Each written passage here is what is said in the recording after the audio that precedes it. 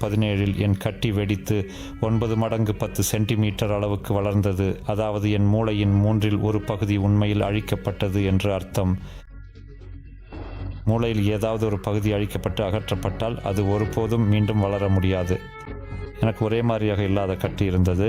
அதில் கிளியோபிளாஸ்டோமா பகுதிகள் இருந்தன. இது உள்ள கட்டிகளில் மிகவும் ஆக்கிரமிப்பானது. நீங்கள் உண்மையில் அதை பார்க்க முடியும். நாம் எம்ஆர்ஐ ஸ்கேன் மூலம் கான்ட்ராஸ்ட் ஏஜென்டோடன் ஒரு படத்தை காண்பிப்போம். அந்த கட்டியுடன் உயிர் வாழ்ந்தவர் என்று காப்பகங்களில் எந்த பதிவும் இல்லை. கட்டியின் அளவை பொறுத்து மக்கள் சுமார் 1 முதல் 2 ஆண்டுகள் வாழ்கிறார்கள். ஆனால் அதைவிட நீண்ட காலம் யாரும் வாழவில்லை. நான் மனமாறும் என் ஆமென் என்று சொன்ன பிறகு ஒரு பெரும் சக்தி வாய்ந்த குரல் என்னிடம் தெளிவாகவும் வெளிப்படையாகவும், நான் உன்னை ஒருபோதும் என்றென்றும் நித்தியமாக இறக்க அனுமதிக்க மாட்டேன் என்று சொன்னதை கேட்டேன். இன்றைய நிகழ்ச்சியில் நான் உண்மையில் எதிர்பார்த்து கொண்டிருக்கிறேன். நாங்கள் தொடங்குவதற்கே சரியாக நேரம் கிடைக்கவில்லை. ஏனெனில் அவர் மற்றும் நான் பல விஷயங்களை அனௌபசாரிகமாக விவாதித்தோம். என் விருந்தினர் அவரது வாழ்க்கையில் மிகவும் முக்கியமான, சொல்லப்போனால் ஒரு அதிர்ச்சி, துயரம் அனுபவித்தவர். அதாவது அவருக்கு ஒரு மூளை கட்டி இருந்தது, மிகவும் ஆக்கிரமிப்பான மூளை கட்டி. அது அவரை உயிரின் எல்லைக்கே கொண்டு சென்றது. அவர் கடவுளை சந்தித்தார். மேலும் மேலும் தாமதிக்காமல் அவரது கதையை நீங்கள் கேட்கப் போகிறீர்கள். கோரன் ஷுஷ்லிக் இன்னைக்கு நம்முடன் இருக்கிறார். கோரன், இந்த பாட்காஸ்டில் பங்கேற்க நேரம் ஒதுக்கியதற்கு உங்களுக்கு மிகவும் நன்றி. இந்த பாட்காஸ்டின் மூலம் நாம் கடவுளை மகிமைப்படுத்துவோம் என்றும் இது மற்றவர்களுக்கு ஊக்கமும் கட்டுமானமும் அளிக்கும் என்று நம்புகிறேன். நிச்சயமாக நான் கிறிஸ்துவ மதத்தில் வளர்ந்தேன் என்று சொல்லலாம். உண்மையில் அதில் பிறந்தேன். என் வாழ்க்கையை பெரும்பாலும் அல்லது குறிப்பிடத்தக்க அளவுக்கு அதில் வாழ்ந்தேன். ஒரு கிறிஸ்துவ விசுவாசியாக இருந்தாலும் உண்மையில் ஆழ்ந்த மனமாற்றத்தை அனுபவிக்காமல் ஆன்மீகமாக மறுபடியும் பிறக்காமல் இருந்தேன். 2010 ஆண்டு எனக்கு மிகவும் கடுமையான மூளை கட்டி இருப்பதாக கண்டறியப்பட்டது. அந்த நேரத்தில் அது சுமார் 4 சென்டிமீட்டர் அளவில் இருந்தது. மிகவும் பெரிய கட்டி. நான் மருத்துவமனையில் சேர்க்கப்பட்டேன். ஆனால் அந்த நேரத்தில் அதை அறுவை சிகிச்சை மூலம் அகற்றவில்லை. ஏனெனில் அந்த நேரத்தில் அந்த அளவுக்கு பெரிய அறுவை சிகிச்சைக்கு நான் முழுமையாக ஒப்புக்கொள்ளவில்லை. இதன் விளைவாக நான் என் குடும்பத்துடன் வீட்டிற்கு திரும்பினேன். அதே நேரத்தில் நாங்கள் குடும்பமாக கடவுளை தீவிரமாக பிரார்த்தித்து அவர் அதிசயமாக எனக்கு குணமளிக்க வேண்டும் என வேண்டினோம். மெதுவாக ஆனால் நிச்சயமாக நான் மிகவும் மிகவும் நன்றாக உணரத் தொடங்கினேன். என் உடல் நிலையும் நலனும் படிப்படியாக மேம்படத் தொடங்கின. பின்னர் நான் நன்றாக உணரத் தொடங்கிய போது எப்படியோ கடவுளுடன் இருந்த என் தொடர்பை இழக்கத் தொடங்கினேன். மேலும் அதற்கு கூடுதலாக நான் கடவுள் அல்ல, என் செயல்களாலேயே நான் குணமானேன் என்று உணரத் தொடங்கினேன். நான் மூலிகை சாறுகளுக்கு மாறினேன். மாமிசம், பால் மற்றும் அனைத்து விலங்கினை அடிப்படையாக கொண்ட தொழில்துறை தயாரிப்புகளையும் விட்டுவிட்டேன். நான் சரியான சிகிச்சையின் ஆழத்தையும் இயற்கை உணவையும் போலியான வைட்டமின்கள் அல்லது கனிமங்கள் இல்லாத மூலிகை சாறுகளையும் பின்பற்றினேன். அவை உண்மையில் தீங்கானவை மற்றும் இன்றைய ஆரோக்கிய உணவு கடைகளில் பயன்படுத்தப்படுகின்றன. அவை உண்மையில் மனித உடலை பாதிக்கின்றன. நமது உடல் தாவர அடிப்படையிலான பொருட்களையே மட்டுமே பயன்படுத்த முடியும். பல வகை தாவரங்களிலிருந்து உண்மையில் எடுக்கப்பட்ட சாறுகளையே மட்டுமே உடல் ஏற்கும். அப்போது அவை தக்கவாறு செயல்படுகின்றன. இதில் பேசுவதற்கு நிறைய இருக்கிறது, ஆனால் அதை இப்போது நான் தொடங்க விரும்பவில்லை.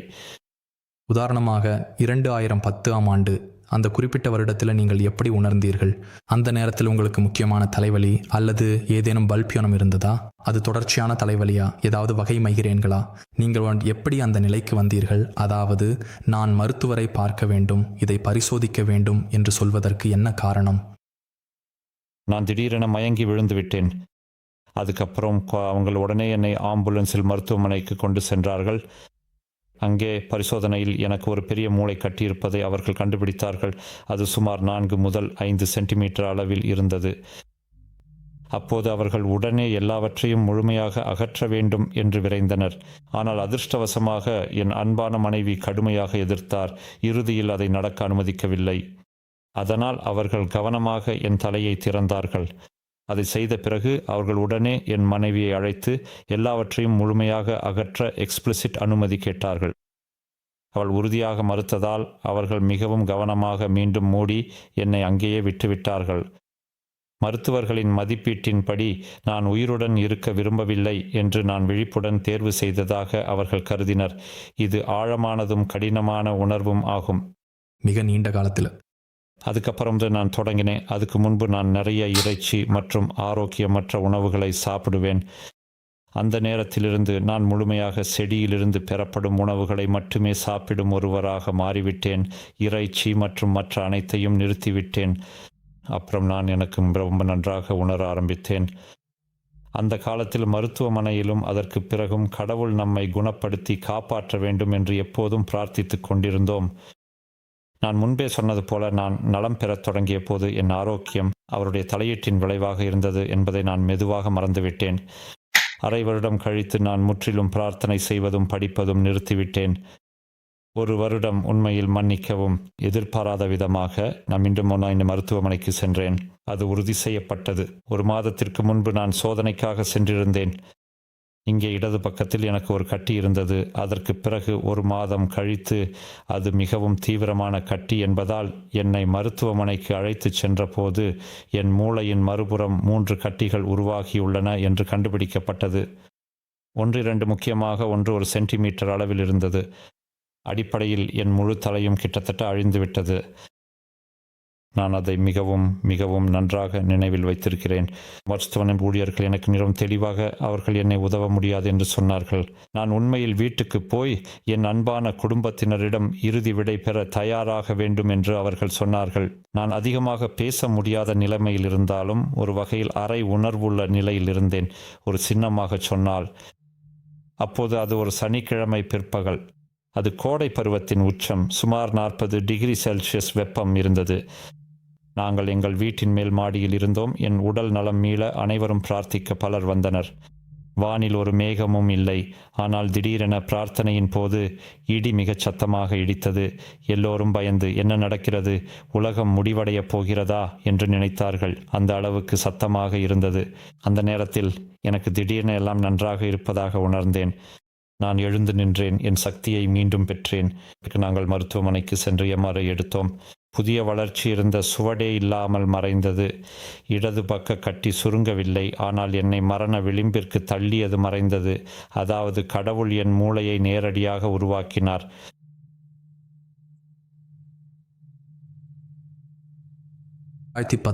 உங்களுக்கு 5 ஆசிறு சேமி அளவில் மூளை கட்டியிருப்பது கண்டறியப்பட்டது. அந்த காலத்தில் அதை பற்றி தெரிந்த பிறகு நீங்கள் செடியை அடிப்படையாக கொண்ட உணவுக்கு மாறினீர்கள். ஆமாம், அது சரிதான். ரொம்ப சரி. நீங்கள் அந்த செடி அடிப்படையிலான உணவுக்கு எவ்வளோ காலம் இருந்தீங்க? தாவர உணவில் எவ்வளோ நாள் இருந்தீங்க? அங்கு ஓராண்டு இருந்தேன். கடைசி சில மாதங்களில் கட்டுப்பாட்டை இழந்து இறைச்சியின்றி ஆரோக்கியமற்ற உணவை உண்டேன். இதனால் கடவுளை விட்டு விலகி மீண்டும் நோயுற்றேன். ஏனெனில் கடவுளுக்கு நன்றி செலுத்தாதவர்கள் அவரை விட்டு விலகிவிடுகிறார்கள். அதுக்கு பிறகு நீங்கள் சொல்லலாம், முன்பு இருந்த உண்மையான உணவு முறைக்கு மீண்டும் திரும்பினீர்கள். அப்படி என்றால் கடவுள் இன்னொரு அதிசயம் செய்ய நான் சரியாக இயங்கத் தொடங்கினேன். ஆனால் அது அதை நான் எப்படி சரியாகவும் தெளிவாகவும் சொல்லலாம் அப்படின்னா, அது ஒரு ஆழமான நிலை, ஒரு வகையான உணர்வில் இருந்தது. ஏறத்தாழும் நிலைகள். நான் ஒரு ஏறத்தாழும் ரொம்ப நிலைமையற்ற வளைவில் இருந்தேன்.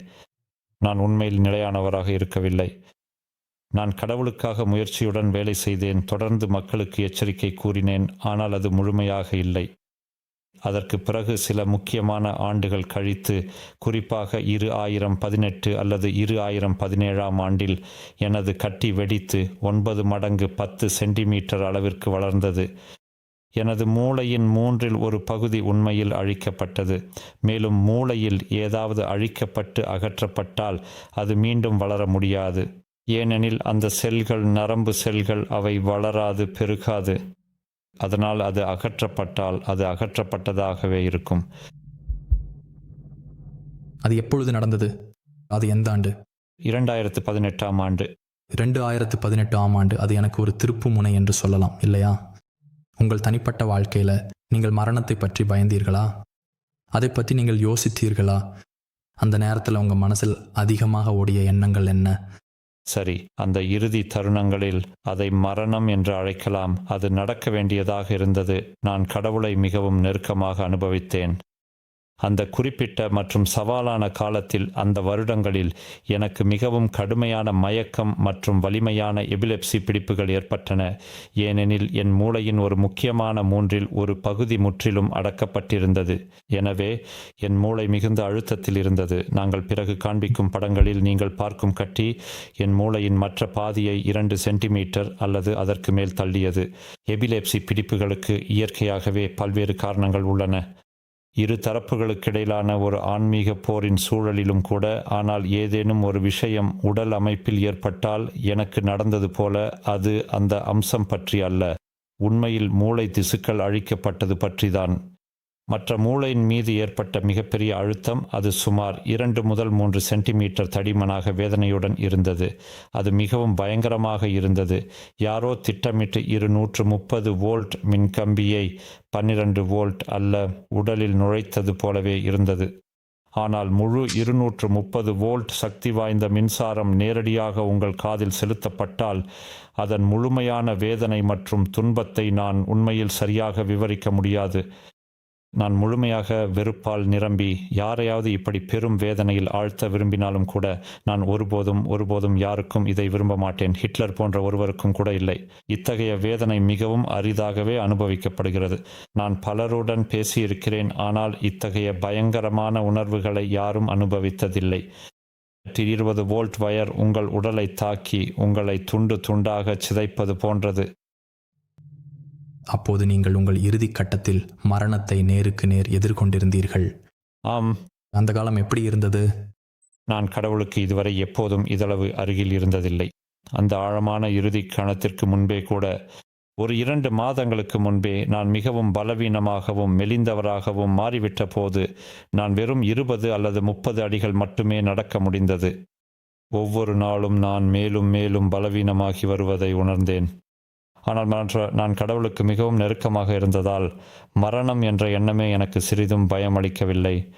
ஒரே ஒரு விஷயம், என் அன்பு மனைவிக்கும் என் செல்ல மகனுக்கும் நான் பின்னால் விட்டு செல்ல வேண்டியிருப்பதால் மட்டும்தான். ஆனால் எனக்காக நான் எந்தவித பயமும் உணரவில்லை. நான் ரட்சிக்கப்பட்டதாக உணர்ந்தேன். நான் கடவுளுடன் இவ்வளவு ஆழமான தொடர்பில் இருந்ததால் மரணமே கூட எனக்கு பயம் அளிக்கவில்லை. ஏனெனில் இயேசு விரைவில் வரும்போது நம் தலைமுறையிலேயே அவரை ஏற்றுக்கொண்டு அவருடைய சித்தத்திற்கு ஏற்ப வாழ்ந்த அனைத்து விசுவாசிகளையும் அவர் உயிர்த்தெழுப்புவார் என்பதை நாம் அறிவோம். ஒரு வகையில் அது என் வாழ்க்கையின் அழகான பகுதியும் ஆனது. ஆனால் அதே நேரத்தில் இவ்வளவு ஆழமான தொடர்பு மூலம் ரட்சிப்பை எனக்காக மட்டும் உறுதி செய்து கொள்வது சுயநலமாக இருக்கும் என்று எனக்கு தோன்றியது. ஏனெனில் பூமியில் பலர் என்றென்றும் அழிந்து போய்விடுவார்கள். அதனால்தான் அங்கே படுத்திருந்த போது, இது குணமாவதல்ல, என் மூளை அழிந்துவிட்டதால் புதிய மூளை உருவாக தேவன் ஒரு அதிசயம் செய்ய வேண்டும் என்று ஆழமாக பிரார்த்தித்தேன். ஆமாம், அதை சற்று தெளிவுபடுத்தலாம். ஒரு நிமிஷம். ஒரு தீவிரமான கட்டத்திற்கு ஒரு தீங்கு விளைவிக்கும் கட்டி சென்றுவிட்டால், உங்கள் நிலை போல் அந்த இறுதி முக்கியமான நாட்களில் அதற்கு எந்தவிதமான பயனுள்ள சிகிச்சையும் இல்லை. அது துரதிருஷ்டவசமாக அப்படியே விட்டுவிடப்படுகிறது. தவிர்க்க முடியாத மரணத்திற்கு தண்டிக்கப்படுகிறது. என் கட்டி மிகவும் தீவிரமானது. புற்றுநோயாக இல்லாத வெறும் வளர்ச்சி மட்டுமே உள்ள நன்மை தரும் கட்டிகள் இருக்கின்றன. அந்த வகை கட்டியுடன் மக்கள் நீண்ட நாட்கள் வாழ முடியும். அவற்றை அறுவை சிகிச்சை செய்யவும் முடியும். ஆனால் என் கட்டி 3ஆம் மற்றும் 4ஆம் நிலை. மேலும் அது ஒரே மாதிரியாக இல்லை. 3 மற்றும் 4 என்றால் என்ன? 4 நிலை கட்டிகள் உள்ளன. முதல் நிலை என்பது நன்மை தரும் கட்டி. அது ஒரு புண் போல இருக்கும். அதை அறுவை சிகிச்சை மூலம் அகற்றலாம். அது சரியான நேரத்தில் செய்யப்படுமானால் நீங்கள் உயிர் வாழ முடியும். ஆனால் நிலை உயர்ந்தால் நோயாளியை குணப்படுத்துவது மிகவும் கடினமாகிவிடும். எனக்கு ஒரே மாதிரியாக இல்லாத ஒரு கட்டி இருந்தது. அதில் சில பகுதிகள் கிளியோபிளாஸ்டோமா எனப்படும் மிகவும் ஆக்கிரமிப்பு கொண்ட கட்டியாக இருந்தது.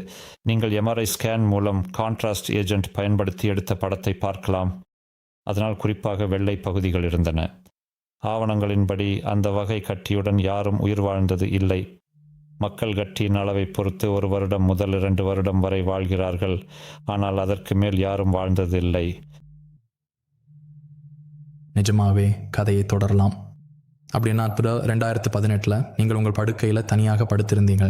அப்போது நீங்கள் கடவுளிடம் என்ன பிரார்த்தனை செய்தீர்கள்? அது எப்படி இருந்தது? நான் ரொம்ப நீண்ட நேரம் பிரார்த்தனை செஞ்சேன். அப்பொழுது என்னிடம் கடிகாரம் இல்லை, ஆனால் 1 மணி நேரம் ஆகியிருக்கும். மீண்டும் அந்த புனித இடத்தில் என் பாவங்களை இறைவனிடம் ஒப்புக்கொண்டு என் வாழ்வை அவருக்கே அர்ப்பணிக்க விரும்புவதாக கூறினேன். நான் உண்மையில் வணிக உலகில் இருந்தேன். நான் ஒரு பொருளாதார நிபுணர், மேலும் ஒரு உற்பத்தியாளருடன் சேர்ந்து ஒலி உபகரணங்களை தயாரிக்கும் ஒரு பெரிய நிறுவனத்தை நிறுவினேன். அது என்னை கடவுளிடமிருந்து இன்னும் தள்ளிவிட்டது. அதனால் எளிமையாகச் சொன்னால், கடவுள் அதை நடக்க அனுமதிக்க வேண்டியிருந்தது, நான் அவருடன் இருக்கவும் அவரின் அருகில் நிலைத்திருக்கவும். ஆனால் அந்த ஜெபத்தில் நான் கடவுளிடம் எல்லாவற்றிற்காகவும் ஜெபித்து அவரை விட்டு விலகி அந்த வணிகத்தில் ஈடுபட்டதற்கும் மற்ற எல்லாவற்றிற்கும் மன்னிப்பு கேட்டேன். நான் நினைவில் கூர்மையாக இருந்த அனைத்து பாவங்களையும் அவரிடம் ஒப்புக்கொடுத்து அவரது தெய்வீக மன்னிப்பை மனமாற கேட்டேன். மற்றும் முன்பே நான் சொன்னது போல, அது உண்மையில் அவரது புனிதமான சித்தமாக இருந்தால் ஒரு உண்மையான அதிசய தலையீட்டை செய்ய வேண்டும் என்று.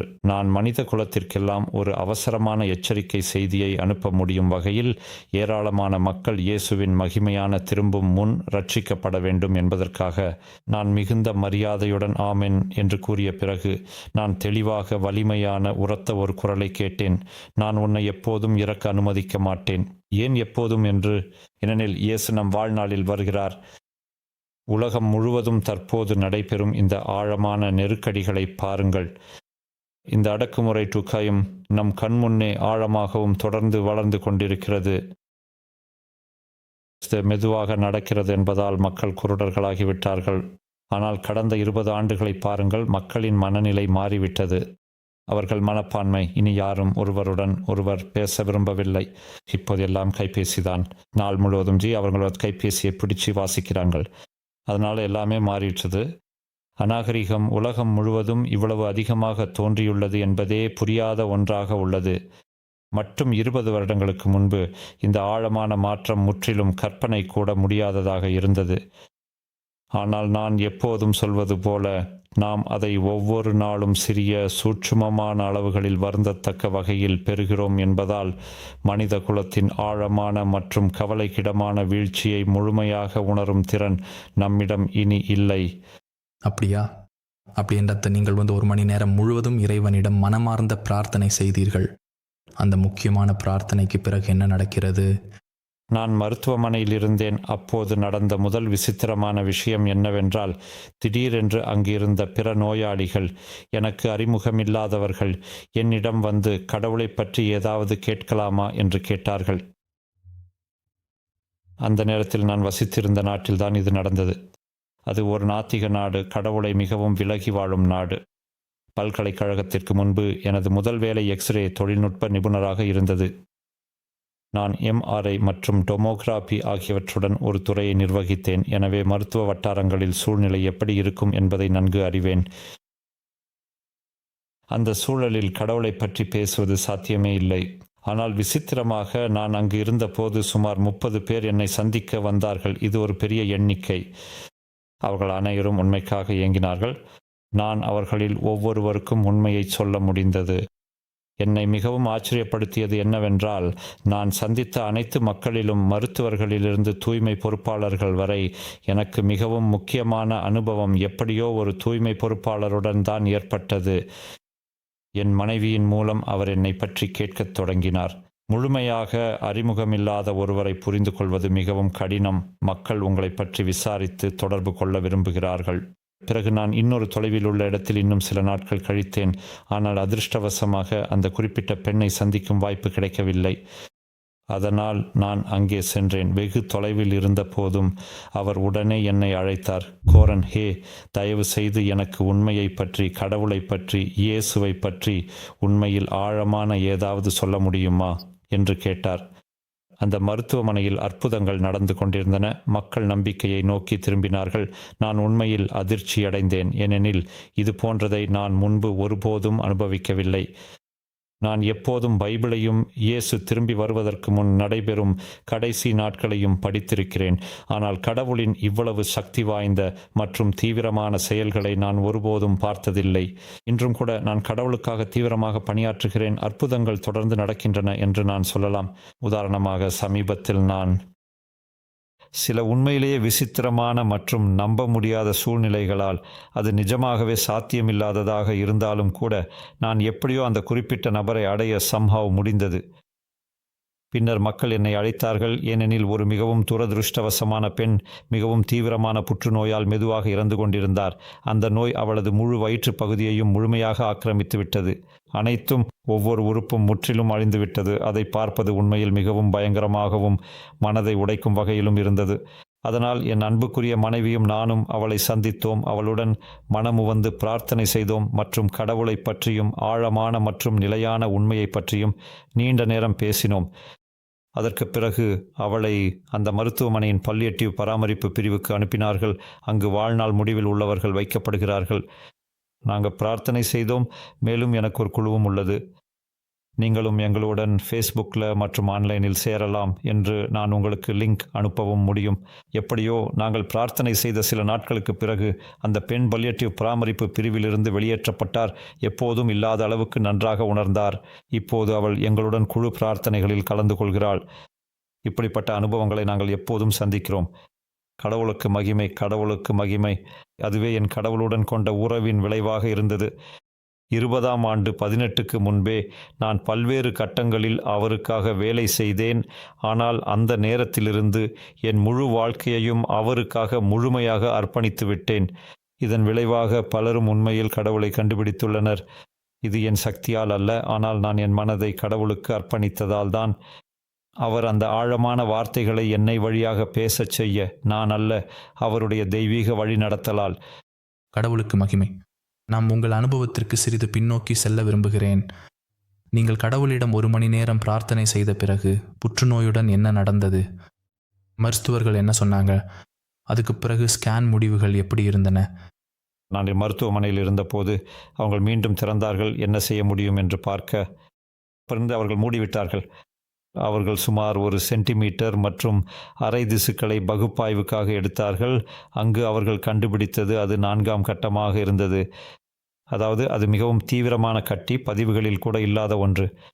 பில்லியன் கணக்கான மக்களில் எப்போதும் யாரோ ஒருவர் ஏதோ ஒன்றிலிருந்து உயிர் வாழ்ந்திருக்க வாய்ப்பு இருக்கிறது.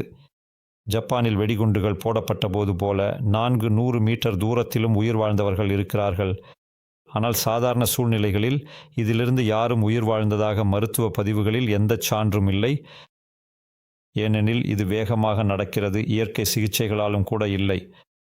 நான் மூலிகை சாறுகளை கொண்டு இயற்கை சிகிச்சைக்கு ஆதரவாளன். பைஷாப்களில் விற்கப்படும் அந்த கூடிய வைட்டமின்கள், கனிமங்கள் அல்ல. அங்கு மக்கள் வெறும் பணம் சம்பாதிக்கிறார்கள். ஆனால் அந்த கடைகளிலும் இந்த மூலிகை சாறுகள் இருக்கின்றன. உதாரணமாக, கால்சியம் சாறு கடலில் உள்ள ஒரு குறிப்பிட்ட செடியிலிருந்து தயாரிக்கப்படுகிறது.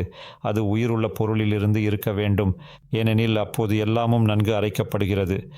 எனவே நான் சொல்ல விரும்புவது, இன்று நாம் காணும் அளவுக்கு மேல் பணம் சம்பாதிப்பதே முக்கியம் என்று மக்கள் உணராமல் இருப்பதை விட அந்த பாரம்பரிய மூலிகை மருத்துவத்துக்கு நான் ஆதரவளிக்கிறேன். ஆனால் அசல் கேள்விக்கு திரும்பி வரும்போது, அந்த உண்மையில் ஆச்சரியமான அனுபவத்துக்கு பிறகு நான் படுக்கையிலிருந்து மிகவும் விரைவாக எழுந்து எல்லாவற்றையும் திறம்பட கையாழ்ந்தேன். நான் இன்னும் அவர்களது படுக்கையில் இருக்கும்போது மக்கள் தொடர்ந்து என்னை அழைத்து என்னுடன் பேச விரும்பினார்கள். என்னை பார்க்க அறைக்குள் வந்த அன்பான செவிலியர்களும் கூட. அது மிகவும் சுவாரஸ்யமான, மறக்க முடியாத காலம். நான் இவ்வளவு நலமாக இருப்பதை மருத்துவர்களால் நம்ப முடியவில்லை. அதனால் திட்டமிட்டதை விட கூடுதல் காலம் அங்கேயே வைத்திருந்தார்கள். 10 நாட்கள் கழித்து டிஸ்சார்ஜ் ஆகி குடும்பத்துடன் வீடு திரும்பிய போது மிகவும் நிம்மதியாக உணர்ந்தேன். அந்த நேரத்தில் நாங்கள் ஒரு மலை கிராமத்தில் வசித்தோம். மேலும் மலைகளில் 10 கிலோமீட்டர் நடைபயணம் சென்றோம். அதற்கு முன்பு 10 மீட்டர் கூட நடக்க முடியவில்லை. ஆனால் கடவுளின் அதிசயத்துக்கு பிறகு 3 மணி நேரத்திற்கு மேல் மலைகளில் ஏறி இறங்கி நடந்தேன். கடவுள் உண்மையில் கற்பனை கூட முடியாத ஒரு அதிசயத்தை நிகழ்த்தினார். நான் சொல்லக்கூடியது இதுதான். எல்லா டாக்டர்களும் எனக்கு உடன்படுகிறார்கள். என்ன நடந்தது என்று அவர்களுக்கு புரியலை என்பதால் முன்னணி டாக்டர்கள் என்னை பார்த்தார்கள். ஒரு டாக்டர் சொன்னார், நீங்கள் அறிந்திருக்கலாம் ஐயா, கடவுள் இல்லை, அதிசயங்கள் நடக்காது. இப்போது உங்களிடம் ஒரு விஷயம் சொல்லட்டுமா? உங்களுடைய கட்டி மறைந்து விட்டது என்றால் அது உண்மையில் மறைந்து விடவில்லை, ஏனெனில் அது அப்படியே மறைய முடியாது. மாறாக உங்கள் உடல் அதை எப்படியோ சுருட்டி சுருட்டி செல்களில் எங்கோ மறைத்து வைத்திருக்கிறது. கடவுள் இல்லை, அதிசயங்கள் இல்லை. எனவே இது வெறும் பரிணாம சாத்தியமே. அதனால் உடல் அந்த மூளையை சுருட்டி அதன் செயல்பாட்டை தொடர வழி கண்டது. நான் சொல்வது, டாக்டர்களுக்கு எனக்கு மிகுந்த மரியாதை உள்ளது. ஏனெனில் அவர்கள் மிகவும் நன்றாக படித்தவர்கள். சாதாரண பட்டம் முடித்தவர்களை விட இரட்டிப்பு அளவு படிப்பவர்கள். ஆனால் ஒரு டாக்டராக ஒருவர் தங்களது சொந்த அறிவை பயன்படுத்த வேண்டும். ஏனெனில் மருந்து தொழில்துறை பல்கலைக்கழக செயல்முறையை இயக்குகிறது மற்றும் மாணவர்களுக்கு தவறான தகவல்களை வழங்கி தங்களது மருந்துகளை விற்க முயல்கிறது. ஆனால் இதை வலியுறுத்த வேண்டும். இயற்கை மருத்துவத்திலும் டாக்டர்கள் அவசியம் தேவை. நம்ம பலரை பார்க்கிறோம், அவர்கள் மிகையாக சென்று நமக்கு டாக்டர்கள் தேவையில்லை என்று சொல்கிறார்கள். உண்மையான சமநிலை என்பது இரு பக்கங்களையும் பயன்படுத்தி வடிகட்டி எடுப்பதே. அதேதான் உண்மையிலே நடந்தது. டாக்டர்கள் ரொம்ப ஆச்சரியப்பட்டாங்க. சிலர் உண்மையை ஒப்புக்கொண்டார்கள். அந்த குழுவில் இருந்த ஒரு டாக்டர், அவர் எங்கள் ஜெப குழுவில் நீண்ட காலமாக முக்கிய உறுப்பினராக இருந்தார். அப்படின்னா இப்போ நாம் டாக்டர்களை பற்றி பேசுகிறோம். எனக்கு ஒரு நண்பர் நினைவுக்கு வந்தார். அவருடைய நான் நெருக்கமாக இருந்தேன். அவர் ஒரு டாக்டர். அவருக்கே சொந்தமான இயற்கை மருத்துவமனை இருந்தது. மேலும் அவர் மிகவும் அதிகாரப்பூர்வமான மருத்துவ நிபுணர். ஆனால் அவர் நியூ ஏஜ் மதத்தில் ஈடுபட்டிருந்தார். அங்கு மறுபுறத்திலிருந்து வந்த முறைகள் பயன்படுத்தப்பட்டன. பின்னர் ஒரு அதிசயமான முறையில் கடவுள் எங்களை இணைத்தார். அவர் தாயார் ஒரு நாத்திகர், ஆனால் என் குணமடைந்த அனுபவத்தை பற்றி கேட்டிருந்தார். பின்னர் அவர் தன் நிலையை பற்றியும் நம்மிடம் பேச விரும்பினார். அவர் இருந்தார். அதை எப்படி சொல்றது? இது ஒரு நோய். இதில் நரம்புகள் சிதைந்து போகின்றன. விரைவில் நீங்கள் நடக்க முடியாது. மெதுவாக பலவீனமாகி இறுதியில் வாயை திறக்கக்கூட முடியாது. இறுதியில் இறந்து விடுகிறீர்கள். அடிப்படையில் இது குணமாகாத நோய். இதிலிருந்து மீண்டவர்கள் யாரும் இல்லை. அந்த காலத்தில் கூட கடவுள் அவரை பாதுகாத்து கொண்டிருந்தார். அவர் எங்களை சந்திப்பதற்கு முன்பே. அவர் நியூ ஏஜ் வழியில் இருந்தாலும் அவருடைய நோய் 10 முதல் 15 ஆண்டுகள் வரை மிகவும் மெதுவாகவே முன்னேறியது. இது சாதாரணமல்ல. ஆனால் கடவுள் அவரை தயார் செய்தார். ஏனெனில் அவர் உண்மையை அறிந்து கொள்வார் என்று தெரிந்திருந்தது. பிறகு அவர் எங்கள் குழுவில் சேர்ந்தார். பின்னர் நானும் இப்போது அதிக விவரங்களில் செல்ல விரும்பவில்லை. ஆனால் அடிப்படையில் நாங்கள் உண்மை, மதம் மற்றும் இதர விஷயங்களை பற்றி நிறைய பேசினோம். பல தடைகள் இருந்தன. சாத்தான் அவரை தடுக்க முயற்சித்தான். ஆனால் இப்போது அவர் கடவுளுக்கு மிகவும் விசுவாசமான பெண்ணாக இருக்கிறார். மிக சமீபத்தில் 2 அல்லது 3 மாதங்களுக்கு முன் எல்லாம் அகற்றப்பட்டது. அந்த நரம்புகள் அழிந்திருந்தாலும் அவர் உடல்நிலையாக சாதாரணமாக மாறினார். எல்லாம் மீண்டும் பழைய நிலைக்கு வந்தது. இப்போது 68 வயதிலும் அவர் ஒரு இளம்பெண் போல நடக்கிறார். கடவுளுக்கு மகிமை, கடவுளுக்கு மகிமை. நீங்கள் ஜெபித்த நேரத்திலிருந்து முழுமையான குணமடைந்த நேரம் வரை அது எவ்வளவு நேரம் எடுத்துக்கொண்டது என்று சொல்லுங்கள். அது ஜெபத்துக்கு பிறகு உடனே நடந்ததா அல்லது ஒரு காலப்பகுதியில் மெதுவாக மறைந்ததா? உங்களுக்கு நினைவிருக்கிறதா? நான் சொன்னது போல் அதற்கு பிறகு உடனே எழுந்து என் சக்தியும் மற்ற அனைத்தும் மீண்டும் வந்தது. ஆனால் முழுமையாக அமைதியாக செட்டில்டாக மூளையில் சேர்ந்து இருந்த இரத்தம் முழுவதும் களைய எல்லாம் சரியாக ஒரே 1 வருடம் அல்லது 2 வருடங்கள் எடுத்திருக்கலாம். ஆனால் நான் சொல்ல வேண்டிய ஒன்று, நான் பொய் சொல்வதாக நினைக்கவில்லை. கடவுள் என்னை கொஞ்சம் பலவீனமாகவே விட்டார். அதனால் இன்று கூட நான் முழுமையாக வலிமையானவன் இல்லை. எடுத்துக்காட்டாக தூதர் பவுலை பார்த்தால், அவர் தன் தலையிலிருந்து அந்த நோயை அகற்றுமாறு கடவுளிடம் 3 முறை ஜெபித்தார். இயேசு அவரிடம், வேதாகமத்தில் நாம் படிப்பது போல், நீ என்னிடம் போதுமான அளவு கேட்டுவிட்டாய், இனிமேல் அதை பற்றி என்னிடம் கேட்காதே என்று சொன்னார். அதனால் பெரும்பாலும் கடவுள் மனிதர்களை பெருமை கொள்ளாமல் இருக்க சில துன்பங்களை விட்டுவிடுகிறார். ஒரு மேலாளராக எனக்கு பெருமை வளரும் பழக்கம் இருந்திருக்கலாம். அதனால தான் கடவுள் என்னை இப்படியே விட்டுவிட்டாரு. அவர் என்னை எல்லா இடங்களுக்கும் அழைத்துச் சென்றார். ஆனால் இறுதியில் அவரிடமும் பணிவிடமும் கொண்டு வந்தார். ஆனால் நானும் நம்மில் எல்லோரும் நம்முடைய எதிர்மறை பண்புகள் மீண்டும் வளராதபடி கடவுளிடம் எப்போதும் ஜெபிக்க வேண்டும். நிச்சயமாக, நிச்சயமாக. உங்களுடைய அந்த நோயின் காலம், உங்கள் விடுப்பு, நீங்கள் சந்தித்த கஷ்டங்கள், சிரமங்கள் பற்றி முழுவதும் எனக்கு சொல்லுங்கள். அந்த முழு அனுபவத்தின் மூலம் கடவுள் உங்களுக்கு என்ன காட்டினார் என்று சொல்லலாம்? அன்பு. முன்பு நீங்கள் எந்த வகையான வாழ்க்கையை வாழ்ந்தீர்கள்? அது ஒரு சாதாரண குடிமகனாக சாதாரண வாழ்க்கையை வாழ்ந்தீர்களா? நான் குற்றம் அல்லது ஏதேனும் தீய செயல்களில் ஈடுபடவில்லை. ஆனால் நிலைமை அப்படி. கடவுளின் முன் குற்றவாளிகள் அவருக்கும் இரட்சிப்புக்கும் அதிகம் அருகில் இருப்பார்கள். கடவுளை அறிந்தவர்கள் குளிர்ந்து போனவர்களை பார்க்கும்போது அவர்கள் விட குற்றவாளிகள் அதிகம் அருகில் இருப்பார்கள்.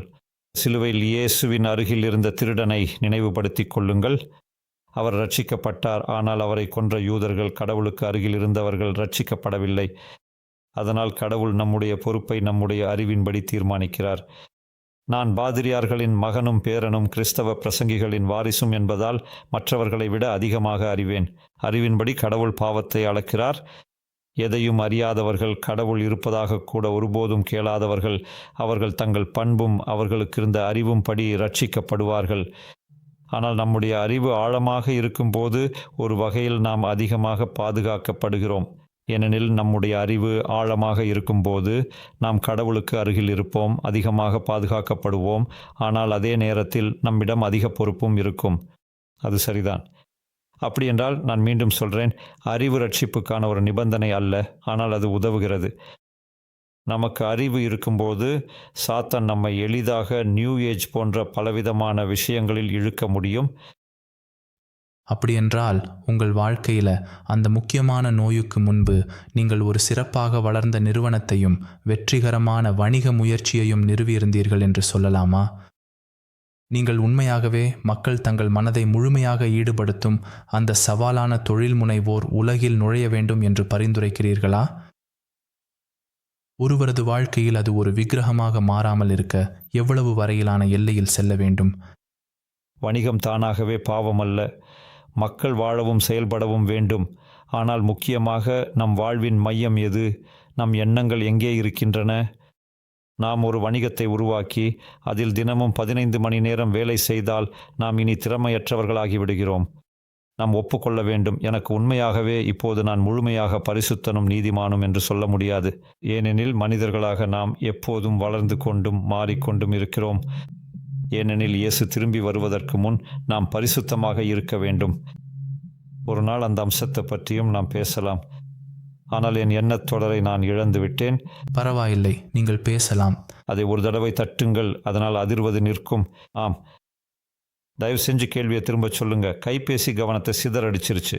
ஆம், நீங்கள் மக்கள் தொழில் முனைவோராக மாற வேண்டும் என்று பரிந்துரைக்கிறீர்களா?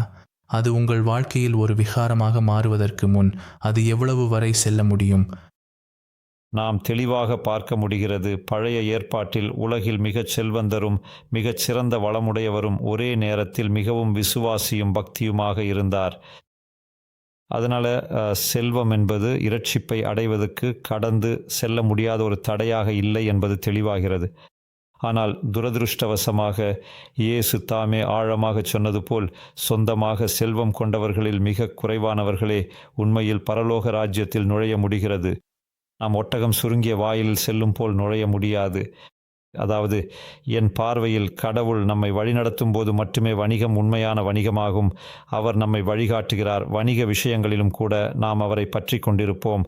அதனால் நாம் வேலை செய்யும் போது இங்கு என்ன செய்ய வேண்டும் என்று அவரிடம் வழிகாட்டல் கேட்டு ஜெபிப்போம். நாம் நம்முடைய வணிக கூட்டாளியை ஏமாற்றுவோமா? நம்ம நேர்மையற்றவர்களாக இருப்போமா? நாம் ஏதேனும் முறையில் திருடுவோமா? ஆனால் அதுவும் முக்கியமானது அல்ல. முக்கியமானது நம்முடைய சிந்தனையின் மையத்தில் என்ன இருக்கிறது என்பதே. வணிகம் காரணமாக நாம் முடியாது என்று நாம் பார்க்க முடிந்தால் குறைந்தபட்சம் 1 மணி நேரம் காலை எழுந்தவுடன் ஜெபிக்க நாம் நிற்க ஆரம்பித்து விட்டோம் என்று உணர்ந்தால் வணிகத்தில் வரும் அழுத்தம் நம்முடைய சக்தியை முழுமையாக எடுத்துக்கொண்டு விட்டது. நாம் இனி எழுந்து 1 மணி நேரம் ஜெபிக்கவும் இரவு தூங்குவதற்கு முன் ஜெபிக்கவும் சக்தி இல்லாமல் போய்விட்டோம் என்று உணர்ந்தால் இது கடவுளின் விருப்பப்படி இல்லை என்பதற்கான ஒரு அறிகுறி. அந்த அனுபவத்திலிருந்து நீங்கள் முழுமையாக குணமடைந்து விட்டீர்கள். இன்று 2025 நீங்கள் அதிலிருந்து விடுபட்டது 4 அல்லது 5 ஆண்டுகள் ஆகிவிட்டது என்று வைத்துக்கொள்வோம். அது சரிதானா? ஒருவேளை அதைவிட கூட அதிகமாக இருக்கலாம். அது 20, 18, இல்லை இது 20, 25, அது 80, 9 ஆண்டுகள். இப்போ எப்படி உணர்றீங்க? இது சுவாரஸ்யமாக இருக்கும்னு நம்புகிறேன். அந்த காலத்தில் இருந்து இப்போ வரை ஏதும் உடல்நல பிரச்சனை இருக்கா? நான் பலவீனமாக இருக்கிறேன். நான் பவுலோ தீர்க்கதரிசியோ அல்ல. இதை நீங்கள் புரிந்து கொள்ள வேண்டும். அவர் என்னை குணமாக்கிய போது மட்டுமே கடவுளின் குரலை கேட்டேன். அதன் பிறகு நான் அவர் குரலை கேட்கவில்லை. மக்களே, சாத்தான் அடிக்கடி கிசுகிசுப்பதை நான் பல முறை கவனித்திருக்கிறேன்.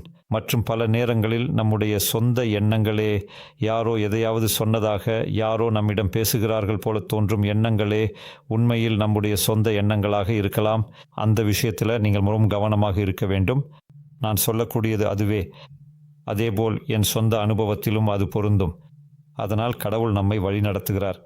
நாம் அவருக்கு அருகில் இருக்கும்போது இறுதியில் அவர் சொல்வதை கேட்க ஆரம்பிக்கிறோம். ஆனால் சாத்தான் நம்மீது எல்லைகளை விதிக்கிறான். உதாரணத்திற்கு அந்த முக்கியமான தருணத்தை நினைவில் வைத்துக் கொள்ளுங்கள். ஏசாவின் வம்சத்திலிருந்து நேரடி சந்ததியாயுள்ள ஆபிரகாமின் வாரிசு யாக்கோபு. அவர் இயேசுவுடன் பிரபலமாக போராடிய அந்த நேரம் பரிசுத்த வேதாகமம் அது ஒரு தேவதூதன் என்று தெளிவாக கூறுகிறது. ஆனால் ஒரு குறிப்பிட்ட மற்றும் ஆழமான உரையில் உண்மையில் நல்ல மற்றும் மதிப்பிற்குரிய ஒரு எழுத்தாளர் அதை உயிரோட்டமாக விவரிக்கிறார்.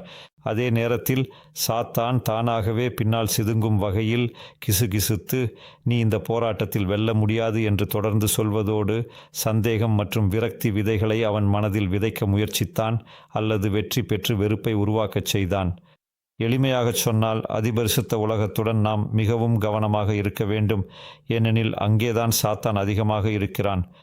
நான் கவனித்தேன், பல இயக்கங்கள் உண்மையை நோக்கி நகரத் தொடங்கியதும் சாத்தான் உடனே அங்கே தோன்றினான். அவர்கள் முன்பு இருந்ததை விட இன்னும் மோசமான மதவிலகலில் முடிந்தனர். மிகவும் மிகவும். நீங்கள் தாவர உணவு முறையில் இருக்கிறீங்களா? இதை பிறருக்கு பரிந்துரைப்பீர்களா? இப்போது தாவர அடிப்படையிலான உணவு முறை அவசியமானது. நான் ஒரு விஷயம் மட்டும் சொல்வேன். நான் முழுமையாக அர்த்தம் கொண்டே சொல்கிறேன். நான் விலங்கு சார்ந்த பொருட்களை உண்ணுவதில்லை. இன்றைய தாவரங்கள், குறிப்பாக நீங்கள் உங்கள் சொந்த தோட்டத்தில் உங்கள் சொந்த நிலத்தில் வளர்க்கவில்லை என்றால் மிகவும் சத்து சேரல் குறைந்துள்ளன. அதே நேரத்தில் நம்ம முட்டைகளை உண்ணும் கட்டாயத்தில் இருக்கிறோம். முட்டைகள் உண்மையில் இறைச்சி மட்டுமல்லாமல் ஒரே ஒரு விலங்கு சார்ந்த பொருளாகும். வளர்ந்த ஒன்றாக மட்டும் இல்லாமல் ஒரு முழுமையான உயிரினம் அதிலிருந்து முழுமையாக உருவாக தேவையான அனைத்தையும் கொண்டுள்ளது. அதனால் அது ஒரு முழுமையான சத்துக்களின் திரட்டல். ஒரு நாள் துன்புறுத்தல் வந்தால் நாம் அவற்றை வளர்க்க நேரிடும் என்றால் அதில் எனக்கு ஆச்சரியமில்லை. ஆனால் அதை ஒரு பக்கமாக வைக்க வேண்டும். அதனால் முட்டைகள் நாம் 99% தாவர அடிப்படையிலான உணவுக்கு மாற வேண்டும்.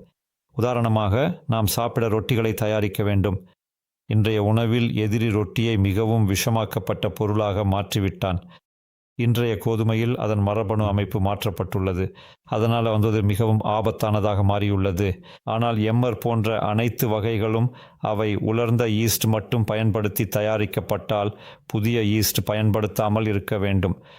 மேலும் ரொட்டியில் துளைகள் இருக்கும்படி அது முழுமையாக உலர்ந்திருப்பது போல் சுடப்பட வேண்டும். அதை ஒரு நாள் விட்டு வைத்திருப்பது சிறந்தது. அது ஒரு ஆரோக்கியமான உணவின் அடித்தளங்களில் ஒன்றாகும். இது போன்றவை. நான் இப்போது அதில் இறங்கப் போவதில்லை என்றாலும் அதில் நான் நிறைய நேரம் செலவிட்டுள்ளேன். நானே நிச்சயமாக நிச்சயமாக நிச்சயமாக. ஆனால் இன்றைக்கு நீங்கள் எப்படி உணர்கிறீர்கள் என்பதை மக்கள் இன்னும் சிறிது விளக்க முடியுமா? நீங்கள் முழுமையாக ஆரோக்கியமாக இருக்கிறீர்களா அல்லது அதிலிருந்து இன்னும் ஏதாவது பின்விளைவுகள் உள்ளனவா? அதுதான் எனக்கு ஆர்வமாக இருக்கிறது. நான் எல்லாவற்றையும் செய்ய முடிகிறது. நான் புத்தகங்கள் எழுதுகிறேன். நான் உடல் உழைப்பிலும் ஈடுபடுகிறேன். மேலும் நான் அடிக்கடி மிகவும் நீண்ட தூரம் ஓட்டிச் செல்கிறேன். குறிப்பாக ஒரே திசையில் 600 கிலோமீட்டர். இது மிகவும் பெரிய பயணம். நான் சாதாரணமாக வேலை செய்ய முடிகிறது.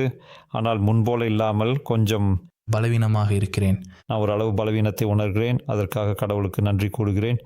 ஏனெனில் உண்மையில் இது என்னை தூய தூதர் பவுல் அளித்த ஆழமான எடுத்துக்காட்டைப் போலவே எப்போதும் ஆழமாக பணிவுடன் வைத்திருக்கிறது.